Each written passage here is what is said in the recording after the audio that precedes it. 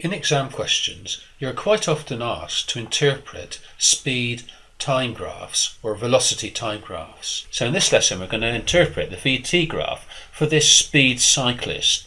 Now he's travelling in a straight line in the same direction. So his speed and his velocity in this particular case are always the same.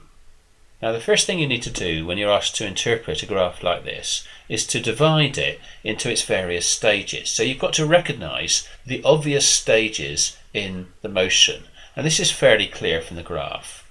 So we've got stage 1, stage 2, stage 3, stage 4 and stage 5. We've got to describe what's happening in each stage.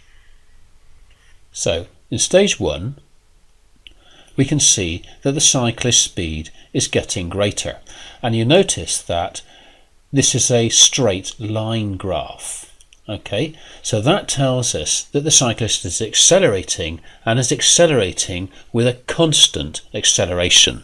Okay, as I said before, you can use the word speed or velocity in this particular case, so I'm just going to use the word speed. Okay, so his speed increases. Now we ought to mention that he starts at 0 meters per second, so we would say from rest, with a constant acceleration to 40 meters per second. In stage 2, you'll notice that the graph is now horizontal. This means that the cyclist is travelling with a constant speed during the next 7 seconds, from t equals 5 to t equals 12. So we can say stage 2 travels with a constant speed. Now in stage 3 you'll notice that his speed starts to decrease. This means that the cyclist is decelerating, and because the graph has a straight line, that means that the deceleration is constant. So we can say that his speed decreases from 40 to 25 meters per second with a constant deceleration during 4 seconds. Okay, from t equals 12 to t equals 16. Then in stage 4 he travels again at a constant speed of 25 meters per second during 3 seconds, and then in stage 5 he brakes from 25 meters per second to rest. Okay, that's to 0 meters per second. Again we have a deceleration, and because the graph has a straight line, that means that there's a constant deceleration. Now another thing that you'll almost certainly be asked to do in a type of problem like this is calculate the distance travelled by the cyclist on his short journey. So as we mentioned in the previous lesson on speed time graphs, this is quite easy to do. All you need to do is calculate the area under the speed time or velocity time graph. And so you're going to calculate the area beneath the graph in each stage of the journey, recognizing the different shapes involved. So in the first stage we've got a triangle, and the area of a triangle is half the base times the height. Okay, so I'm not going to write in the units here because I haven't got room. I'm just going to write down the figures and then we'll sum them up. So in stage 1 we have a triangle, and the area of that is half times the base, which is 5, times the height, which is 40, and that gives us 100 meters. And in stage 2 we've got a rectangle, so we can easily calculate the area of that, which is 5 to 12, that's 7 times 40, which is equal to 280 meters.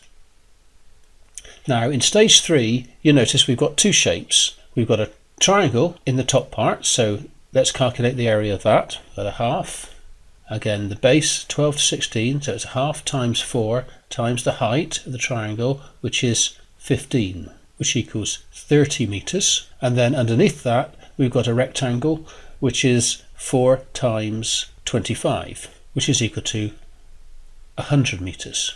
Another rectangle in stage 4, which is 3 times 25, which is equal to 75 meters. And then finally a triangle in stage 5, which is again half the base times the height. It's 4 times 25,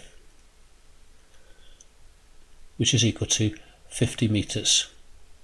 So all we need to do then is add up the various distances in each stage, and that comes to 100 plus 280 plus 30 plus 75 plus 50 plus 100, which is equal to 635 meters.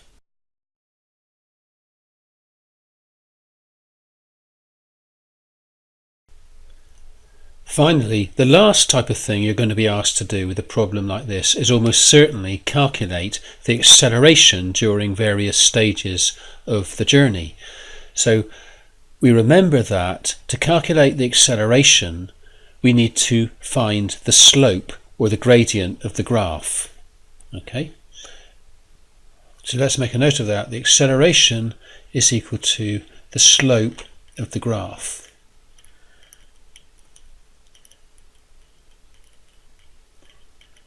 And that's equal to the vertical change divided by the horizontal change.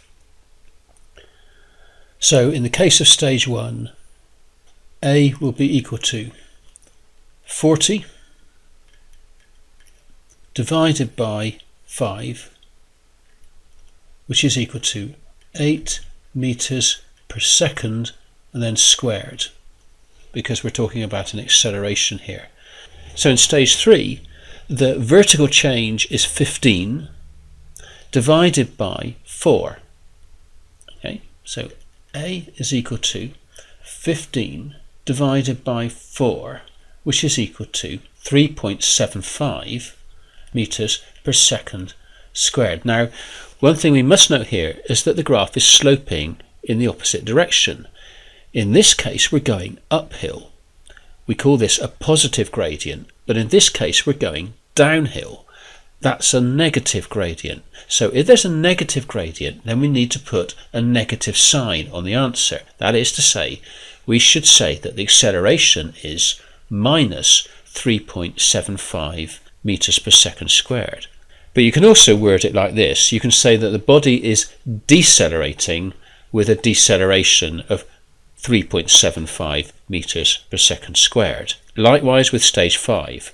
We have a downhill slope here, so that's a negative acceleration. So the acceleration is 25